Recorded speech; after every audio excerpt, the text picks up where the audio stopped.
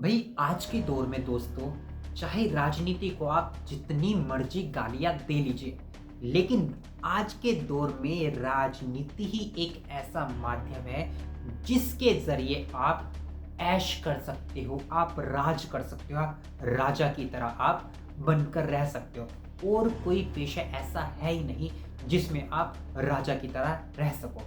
जी हाँ दोस्तों, और ये बात मेरी या आपकी समझ में नहीं आई है, ये बात समझ में आ चुकी है द ग्रेट टीचर, महान अध्यापक जिनका नाम है अवध ओझा, जो यूपीएससी के विद्यार्थियों को सलाह देते हैं अपनी ऑनलाइन क्लासेस में कि तुम राजा की तरह रहो, तुम्हारा एटीट्यूड राजा की तरह होना चाहिए।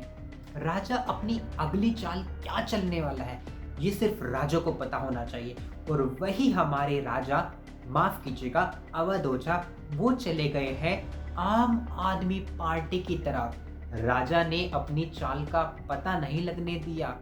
एक बार उनसे इंटरव्यू में, लल्लन टॉप के इंटरव्यू में पूछा गया था, पटना में इंटरव्यू चल रहा था दोस्तों, उनसे पूछा गया कि आपको सबसे बढ़िया नेता कौन से लगते हैं। उन्होंने बड़ा प्यारा जवाब दिया, प्यारा जवाब के साथ साथ बड़ा पॉलिटिकल जवाब दिया। नरेंद्र मोदी अच्छे लगते थे। इसका मतलब ऐसा तो नहीं है कि जो हमारे ओझा जी हैं, जो हर बार अपनी ऑनलाइन क्लासेस में कहते रहते थे, कहीं ना कहीं उनकी बातों से लगता था कि उन्हें राजनीति में जाना है, उन्हें राजनीति के माध्यम से ही बड़ा बनना है, राजा बनना है।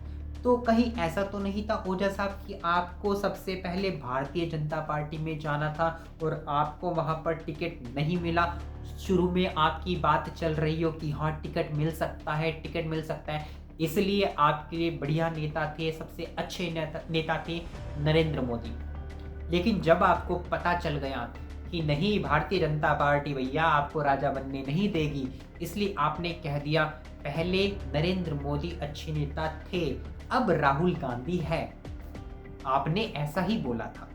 उसके बाद जब आप आम आदमी पार्टी में चले गए, अब ऐसा तो नहीं था, आपने कांग्रेस में भी ट्राई किया था, कांग्रेस से आपको टिकट नहीं मिला, माफ कीजिएगा कांग्रेस की सदस्यता आपको नहीं मिली, तो अब आपके लिए राहुल गांधी भी अच्छे नेता नहीं रहेंगे। अब आपके लिए अच्छे नेता हैं अरविंद केजरीवाल। पहले मुझे ये बता दीजिए दोस्तों, मैं आप लोगों से पूछ रहा हूँ, ये ओझा साहब राजनीति में राजा बनने आए हैं या सेवक बनने आए हैं? हमें तो सबको कह रहे थे कि राजा की तरह रहिए और अपने आप सेवक बन रहे हैं, ऐसा क्यों? इसका मतलब साफ है कि उनको अब राजा बनना है और राजा बना जा सकता है राजनीति में जाकर। और दोस्तों एक बात मुझे और समझ में नहीं आती, संघ लोक सेवा आयोग द्वारा यूपीएससी जो होता है वो परीक्षा आयोजित कराता है आईएएस के लिए, आईपीएस के लिए, आईएफएस के लिए।